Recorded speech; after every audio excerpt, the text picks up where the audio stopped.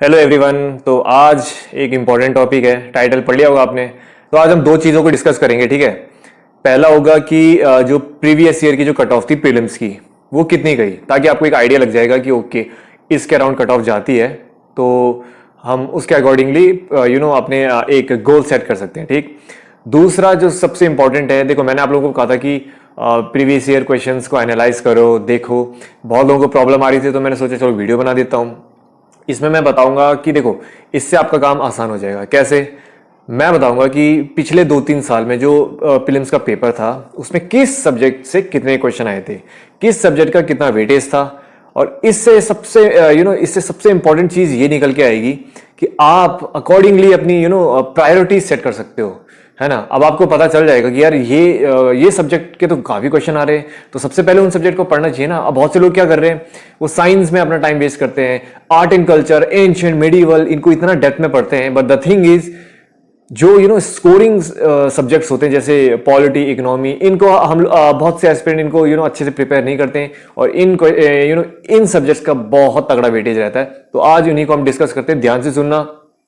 देखो, camera lighting और background music और ये सारी चीजों पे ध्यान मत देना। The only thing that should matter to you is जो मैं बात बोल रहा हूं, है ना, जो नॉलेज निकल के आ रहा है, वो चीज मैटर करती है। तो जो बोल रहा हूं उसको ध्यान से सुनना, खत्म बात, ठीक है ना। तो लेट्स बिगिन। तो शुरू करते हैं। देखो, मैंने इस पे लिख रखा है, तो मैं बताता हूं। देखो, कट ऑफ की बात करते हैं। तो देखो, पहले कट ऑफ की बात करते हैं। तो 3 साल की बात करेंगे। देखो, 2020 का जो एग्जाम हुआ था, उसमें अभी कट ऑफ उसकी कट ऑफ नहीं आई है। जब पूरा एग्जामिनेशन प्रोसेस खत्म हो जाता है, उसके बाद कट ऑफ आती है, ठीक है ना। तो 2020 की जनरल की तो देखो, एक्सपेक्टेड कट ऑफ यही बोल रहे हैं कि 105 के करीब होगी, ठीक है। ओबीसी की बोल रहे हैं कि 93 to 95 एक्सपेक्टेड कट ऑफ होगी 2020 की, जो पिछले साल हुआ था अक्टूबर में, मैं उसकी बात कर रहा हूँ। SC ST के अराउंड 80, ठीक है। अब बात करते हैं जो कट ऑफ आ चुकी है। 2019 का जो प्रीलिम्स हुआ था, उसमें जनरल की कट ऑफ थी 98, ओबीसी की थी 95.34, और जो SC है उसकी थी 82, और ST की थी 77.34, ठीक है। अगर जैसे आप लोगों को मतलब देखो, मैं कहूँगा नोट डाउन कर लेना, या फिर आप देखो इंटरनेट पे तो ढूंढते नहीं हो, तो नोट डाउन कर लेना, और थोड़े से रेफरेंस के लिए एक आइडिया रहता है कि ओके, अगर इतनी कट ऑफ गई है, तो ओके, तो मेरे को इतने क्वेश्चन करने हैं, और इतने में से अगर सही होते हैं, इतने से गलत होते हैं, तो मेरा नेट इतना पहुंच जाएगा, तो ठीक है, मैं प्रीलिम्स क्लियर कर दूंगा। This is how you have to make your strategy, ठीक है ना। इसलिए मैं कट ऑफ बता रहा हूँ, ये भी जरूरी है, पता होना चाहिए कितनी कट ऑफ गई थी पास्ट में।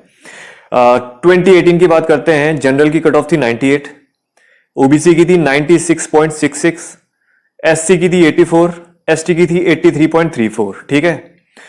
2017 की बात करते हैं। 2017 में ज्यादा थी, 105, 105। 2017 में थी 105.34, ओबीसी की थी 102.66, SC ST की 88.66, ठीक है गाइस। तो ये थी कट ऑफ, ठीक है ना। ये हो गया पहला पार्ट। अब बात करते हैं कि जो पिछले 3 साल के क्वेश्चन, पिछले 3 साल के प्रीलिम्स थे, 18, 19, 20, और ये मैंने भी दिए थे। और पर्सनली मुझे 18 और 19 का टफ लगा था, लेकिन जो 2020 का था वो आसान लगा था। 2020 का जो पेपर था वो काफी यूनिक है। तो देखो देखो, इस चीज को ध्यान से सुनना, क्योंकि ये बहुत इंपॉर्टेंट चीज है। और इस चीज की फोटो में मैंने, ये रफ वर्क है वैसे, बेसिकली अगर चाहिए होगा तो मैंने डाल रखा है वैसे भी इंस्टाग्राम पे। देखो, 2020 में देखो, प्रीलिम्स का सिलेबस तो आपको पता है। प्रीलिम्स मेंस का डिफरेंट होता है, राइट। प्रीलिम्स में बेसिकली आपका हिस्ट्री हो गया, आर्ट एंड कल्चर से थोड़े क्वेश्चन आ गए, polity, economy, environment, current affairs और साइंस एंड टेक्नोलॉजी। ये आपका प्रीलिम्स का सिलेबस होता है। तो उस बेसिस पे मैंने ये सॉर्ट आउट करें। देखो, 2020 में आर्ट एंड कल्चर और हिस्ट्री को मिला के 19 क्वेश्चन आए, जिसमें कि मॉडर्न इंडिया के ज्यादा क्वेश्चन होते हैं, और art and culture basically ancient side से थोड़े ज्यादा होते हैं। ज्योग्राफी में कम आए थे 2020 में, 6 क्वेश्चन आए थे सिर्फ, जिसमें से मैपिंग के एक आध क्वेश्चन थे, और पॉलिटी के 15 क्वेश्चंस आए थे। इकोनॉमी, देखो इकोनॉमी के साथ गवर्नमेंट स्कीम्स, ये साथ में होता है, economic and social issues. Economy से और उसके साथ में जो करंट अफेयर्स हैं उनको मिलाकर 23 क्वेश्चंस आए थे। एनवायरनमेंट में 23, क्योंकि देखो इन्वायरमेंट में ज़्यादा इसलिए आते हैं क्योंकि जो आईएफएस देते हैं, इंडियन फॉरेस्ट सर्विस, तो उनका प्रीलिम्स भी सेम ही होता है। तो इस बेसिस पे थोड़े इन्वायरमेंट में थोड़े क्वेश्चन ज़्यादा आने लगे हैं कुछ सालों से। आईआर और जो डिफेंस है उससे 2-3 क्वेश्चन आए थे, और साइंस एंड टेक से 11 क्वेश्चन आए थे। करंट अफेयर्स इन्हीं में मिक्स है बेसिकली, जो आप देख सकते हो। इसको मैं एंड में बताऊंगा करंट अफेयर का क्या सीन है। 2019 की बात करते हैं। Again history, art and culture में 15, ज्योग्राफी में 7 क्वेश्चंस, पॉलिटी में 14 क्वेश्चंस, इकोनॉमी गवर्नमेंट स्कीम्स इनमें 28 क्वेश्चन, एनवायरनमेंट में 23 questions, IR 2 question, science and technology 11 question. 2018 की बात करते हैं। Art and culture 21 question, geography 4 questions, polity 13 questions, economy 25 questions, environment 16 questions, IR में थे 8 क्वेश्चंस, और साइंस एंड टेक्नोलॉजी में 13 क्वेश्चंस। अब देखो इसमें इंपॉर्टेंट चीज क्या है, अगर किसी को स्क्रीनशॉट मारना है तो मार सकता है यहां से, देखो ठीक है। हाँ, सी सेट की भी बात करेंगे, डोंट वरी। देखो इसमें एनालाइज ये करना है कि गाइस आप देखो इकोनॉमी और पॉलिटी, लगभग 40 क्वेश्चन इकोनॉमी और पॉलिटी से ही आ रहे हैं। मतलब स्टैटिक और करंट अफेयर्स को मिला के 40 क्वेश्चंस इकोनॉमी से आ रहे हैं और पॉलिटी से आ रहे हैं। यानी इकोनॉमी और पॉलिटी इतना इंपॉर्टेंट सब्जेक्ट है, किसी ने अगर इकोनॉमी और पॉलिटी में अपनी कमांड बना दी ना अच्छे से, तो उसका प्रीलिम्स कोई नहीं रोक सकता। क्योंकि cut off on and around मैंने आपको बताई 98 to 100 जा रही है, वो भी जनरल के लिए। तो अगर 40 क्वेश्चन इनमें से आ रहे हैं, यानी 80 मार्क्स तो यही हो गए आपके। और अगर 80 नहीं तो चलो 60-70 भी कोई अगर इकोनॉमी और पॉलिटी में ला देता है, तो बाकी तो फिर उसका खेल खत्म है ना फिर। आई मीन प्रीलिम्स उसको कोई नहीं रोक सकता क्लियर करने से। तो मैं यही बोलता हूँ, इन बेसिस पे आप अपनी प्रायोरिटी सेट करो। कि मैं क्या करता था, सबसे पहले मैं पॉलिटी इकोनॉमी कंप्लीट करता था, फिर मॉडर्न पे जाता था, ज्योग्राफी में मैपिंग और जो हमारा इंडिया का जो फिजिकल फीचर्स हैं, और उसके बाद एनवायरनमेंट में जाता था। Art and culture, ancient, medieval और ये जो आपका साइंस एंड टेक है, इनको मैं सबसे एंड में रखता था, क्योंकि क्वेश्चंस कम आते हैं और छोटे छोटे टॉपिक्स भी होते हैं। सेलेक्टेड अगर पढ़ोगे तो जल्दी कवर भी हो जाएगा मोस्टली। अब यहाँ पर बात ये आती है कि polity, economy, environment and science and technology से मोस्टली करंट क्वेश्चन आते हैं, करंट बेस्ड आते हैं, और आपका जो स्टैटिक का जो बैकग्राउंड है उसके साथ जोड़ के क्वेश्चन आते हैं। तो करंट में भी कमांड अच्छी होनी चाहिए अगर आपको पॉलिटी, एनवायरनमेंट, इकोनॉमी, इन जैसे सब्जेक्ट्स पे कमांड अच्छी करनी है। और अगर किसी ने इन दो, देखो पॉलिटी, इकोनॉमी और एनवायरनमेंट में जिसने कमांड अच्छी कर दी, तो देखो आधा खेल वहीं कंप्लीट हो जाएगा। तो ऐसे आप एनालाइज करो और उस बेसिस पे आपकी जो स्ट्रेंथ और वीकनेस है उसके अकॉर्डिंगली आप अपना प्रायोरिटीज सेट करो। सो ऐसे एनालिसिस होता है। तो आई थिंक मुझे लगता है काफी हेल्प मिल गई होगी। तो जो मैंने ये जो बताया है, इसमें जो क्वेश्चन देखो एनालाइज करना है कि पिछले 3-4 साल में किस सब्जेक्ट से ज्यादा क्वेश्चन आ रहे हैं। जरूरी नहीं है कि अगले साल इसी से आएंगे, ये बहुत इंपॉर्टेंट चीज है। लेकिन देखो इकोनॉमी वैसे भी आज के कंटेक्स्ट में इंपॉर्टेंट होता है ना। इकोनॉमी बहुत बड़ा रोल प्ले करता है नेशन बिल्डिंग में। तो हर फैक्टर में देखो, हर चीज में इकोनॉमी जुड़ी ही रहती है, इसलिए इकोनॉमी के इतने क्वेश्चन आते हैं। बिना इकोनॉमी के कुछ भी नहीं है, ठीक है ना। That is why. तो इस बेसिस पे एक और चीज मैं बोलूंगा कि देखो, ये तो देखो एनालिसिस है, इसमें तो चलो आप अपनी एक प्रिपरेशन अकॉर्डिंगली कर सकते हो कि ठीक है इस बेसिस में ये सब्जेक्ट मेरी प्रायोरिटी है। बट मेरे हिसाब से आपको कोई भी सब्जेक्ट छोड़ना नहीं चाहिए। हाँ, प्रायोरिटी आप रख सकते हो कि मैं पहले पॉलिटी करूंगा, फिर इकोनॉमी करूंगा, एनवायरनमेंट करूंगा, फिर एंड में जो बच्चे कुछ टॉपिक्स हैं उनको करूंगा। बट दैट डजंट मीन कि अब आप सिर्फ ये 3-4 ही पढ़ के जा रहे हो और जो 3-4 आपके जो छोटे छोटे सब्जेक्ट्स उनको छोड़ रहे हो। क्योंकि यूपीएससी इज अनप्रिडिक्टेबल। हो सकता है कि आजकल पिछले 1-2 साल से ज्योग्राफी में 7-8 क्वेश्चन आ रहे हो सकता है कि अगले साल ज्योग्राफी में एकदम स्पाइक कर जाए, हो सकता है 25-30 क्वेश्चन आ जाए, और जो चीज़ आप छोड़ के जा रहे हो सकता है उसी में से उसी की लॉटरी लग जाए। तो ऐसी गलती मत करना। मैं सिर्फ इस चीज़ का ये बता रहा हूँ कि just to be on safer side, जो चीज़ आप प्रायोरिटी सेट कर दो, जिस चीज़ के चांसेस ज़्यादा है उनको तो अच्छे से कर लो, फिर बाद में जो छोटे छोटे टॉपिक्स उनको आराम से अच्छे तरीके से कर लेना, ठीक है ना। बट डोंट स्किप और डोंट मिस एनीथिंग। मैं बस इतना बोलूँगा, सिलेबस पूरा पढ़ के जाना चाहिए। Don't leave it to luck और बाय चांस। लक के बेसिस पे जाओगे तो फिर anything can happen, then don't blame it to your luck then, ठीक है ना। ये तो था आपका GS1। देखो अब सी सेट की बात करते हैं। देखो सी सेट में बहुत लोगों को प्रॉब्लम आ रही है। इसमें मैं ये नहीं बताऊंगा कि सी सेट पढ़ना कैसे, इसमें अच्छे से अगला वीडियो बनाऊंगा जिसमें इन डेप्थ में एक्सप्लेन करूंगा how to prepare for CSAT. आसान सब्जेक्ट है, आई डोंट नो आप लोग क्यों डरते हो।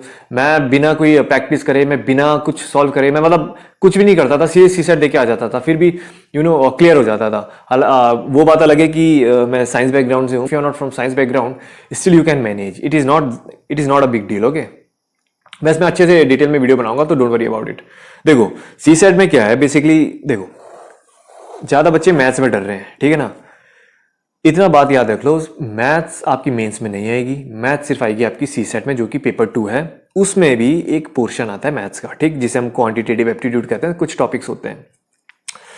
देखो 80 क्वेश्चंस आते हैं आपके सी सेट में, ठीक है ना। 80 क्वेश्चंस आते हैं, क्वालिफाइंग होता है, तो ऐसे डरने वाली जरूरत नहीं है कि मेरे को कितना ज्यादा स्कोर करना पड़ेगा, कट ऑफ निकलेगी। मेरिट इसमें नहीं निकलती, मेरिट GS1 पे निकलती है, और ये सिर्फ क्वालिफाइंग होता है, यानी कि 67% आपको चाहिए, दैट इज इट।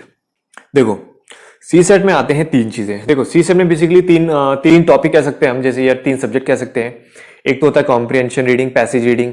पैसेज दिया जाएगा आपको, उसके 4 ऑप्शन होंगे, तो क्वेश्चन पूछ लिया जाएगा कि ये पैसेज क्या सिग्निफाई कर रहा है, इस पैसेज का मीनिंग क्या है, ये पैसेज क्या इंडिकेट करता है, ये ऑथर इस पैसेज के थ्रू क्या बोलना चाह रहा है, क्या मैसेज देना चाह रहा है। ऐसे टाइप के क्वेश्चन आते हैं। जिसकी रीडिंग एबिलिटी अच्छी होगी तो वो उसको पैसेज करने में ज्यादा दिक्कत आएगी नहीं। तो आप में से जो लोग रीडिंग कम करते हो, जो बोल रहे हैं नोट्स पढ़ के चले जाएं, रीडिंग नहीं करोगे तो आपकी वो अंडरस्टैंडिंग डेवलप ही नहीं होगी। इसलिए मैं कहता हूँ रीडिंग करो, that is very important. And जितनी ज्यादा रीडिंग करोगे उतना ज्यादा आप चीजों को अच्छे से समझोगे, and then you will be able to solve the things easily. Okay, फिर बात करते हैं रीजनिंग। बेसिकली आपकी ना रीजनिंग एबिलिटी अलग अलग। रीजनिंग मुझे लगता है सबसे आसान चीज है, तो मुझे लगता है रीजनिंग में थोड़ा टाइम दोगे तो reasoning is one of the easiest. Scoring के लिए रीजनिंग, देखो क्लियर कट आंसर आता है। देखो मैथ्स और रीजनिंग ऐसे हैं जिसमें क्लियर कट आंसर आएगा, ठीक है ना। पैसेज में no matter how perfect you are in reading comprehension passages, option में आपको डाउट हमेशा रहेगा थोड़ा बहुत कि ये सही हो सकता है, नहीं हो सकता है ना। थोड़ा डाउट रहता है क्योंकि जो आंसर्स होते हैं बहुत क्लोज होते हैं, लेकिन मैथ्स और रीजनिंग में इट इज क्लियर कट। आपने सॉल्व करा, आंसर आ गया, आपको क्लियर कट पता है यही आंसर है, तो इससे आप इजीली फिगर आउट कर सकते हो। दैट इज वाई मैं कहता हूँ मैथ्स एंड रीजनिंग बहुत इंपॉर्टेंट है, इसको स्किप नहीं करनी है। क्योंकि आप मैथ्स और रीजनिंग में जितने ज्यादा सवाल करोगे, जितने ज्यादा क्वेश्चन करोगे, आपको क्लियर कट पता चल जाएगा कि मेरा सी सेट कैसा हो रहा है। आप कॉम्प्रिहेंशन ज्यादा करोगे, 40 क्वेश्चन में से मान लो आपने 30 क्वेश्चन करके आ गए, उसके बाद भी लाइक आप अगर 30 के 30 सही भी होंगे तो कहीं ना कहीं आप पे डाउट रहेगा कि यार कितने सही होंगे 30 में से, आपको नहीं एकदम पता चलेगा। तो इसलिए मैथ्स रीजनिंग बहुत स्कोरिंग होता है। सी सेट जिनका भी निकला है मैथ्स और रीजनिंग में, उनकी कमांड अच्छी रही है, क्लियर कट आंसर रहता है, मतलब 67% मार्क्स चाहिए मुश्किल से, तो अब 30-40 क्वेश्चंस आप देखो, आप 40 के अराउंड क्वेश्चंस भी कर लोगे ना तो इजीली आपका क्लियर कट सी सेट निकल जाएगा। फिर बात आती है मैथ्स क्वांटिटेटिव एप्टीट्यूड। अब मैं ये बताता हूँ कि ऑन एंड अराउंड किस में कितने क्वेश्चन आते हैं। देखो एक जनरल पैटर्न बताता हूँ, ऐसा नहीं है कि फिक्स नहीं है कि हर साल कॉम्प्रिहेंशन से इतने आएंगे, मैथ्स से इतने, रीजनिंग से इतने आएंगे, बट एक आइडिया बता देता हूँ मैं। जैसे कॉम्प्रिहेंशन में लाइक 25 to 35 आ सकते हैं, कभी 35 आ जाएंगे, कभी 30 आएंगे, बट एक मिनिमम 30-35 ऐसे आ जाते हैं, ठीक है ना। फिर रीजनिंग की बात करें, अगेन वही 20, 25, 30 ये रेंज है, इसमें से कितने भी क्वेश्चन आ सकते हैं। मैथ्स में भी 25 to 30, तो कहीं ना कहीं ऑलमोस्ट इक्वल डिस्ट्रीब्यूशन है। तो इन 3 पार्ट में से आपका एक पार्ट भी अगर स्ट्रांग हो गया बहुत तगड़ा, तो मुझे नहीं लगता सी सेट में कोई दिक्कत आएगी, है ना। तो किसी का आपका देखो मान लो मैथ्स वीक है तो रीजनिंग और इंग्लिश तो अच्छी होगी ना, किसी की इंग्लिश वीक है तो रीजनिंग और ये क्वांट तो अच्छा होगा ना। किसी का अगर रीजनिंग वीक है तो मैथ्स और कॉम्प्रिहेंशन तो अच्छा होगा, 3 में से एक पार्ट तो अच्छा होगा ना, जिसमें 3 क्वेश्चन आ रहे हैं, 30 क्वेश्चन आ रहे हैं। 30 में से अगर आपने 20 कर दिए तो बाकी तो आपका काम वैसे ही आसान हो जाएगा। तो एक में कमांड बनाओ, अच्छी बनाओ, और फिर उसके बाद दूसरे पे प्रोसीड करो, ठीक है ना। प्रीवियस ईयर क्वेश्चन जरूर देखना to analyse yourself, previous year question जरूर देखना ताकि उससे आपको ज्यादा बेटर हेल्प मिल जाए। तो I think this was it for today, and मुझे लगता है मैंने काफी बेसिक चीजें कवर कर दी हैं, बट मैं सी सेट में एक इन डेप्थ में अच्छे से वीडियो लाऊंगा, और अगर कोई डाउट आता है कमेंट सेक्शन में पूछ सकते हो। Okay, I will answer that. So that's it for today, see you in another video.